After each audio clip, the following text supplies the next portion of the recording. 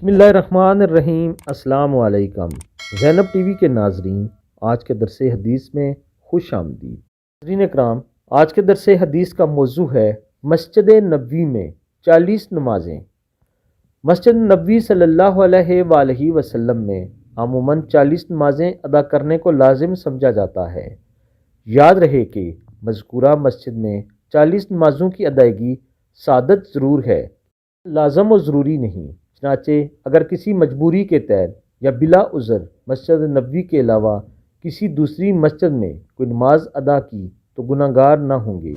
ہاں، کوشش ضرور کریں کہ کم از کم 40 نمازیں مسجد نبوی میں ضرور ادا کر لیں، کیونکہ بحکم حدیث یہاں 2 رکعت پڑھنے سے کامل کا ثواب ملتا ہے، اور فرمان مصطفیٰ صلی اللہ علیہ وآلہ وسلم ہے کہ میری مسجد میں جس شخص کی 40 نمازیں فوت نہ ہوں، اس کے لیے دوزخ اور نفاق سے آزادیاں لکھی جائیں گی۔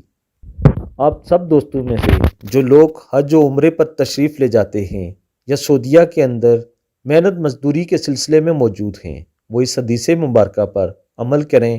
اللہ تعالیٰ آپ سب کو اجر عظیم عطا فرمائے، آمین ثم آمین۔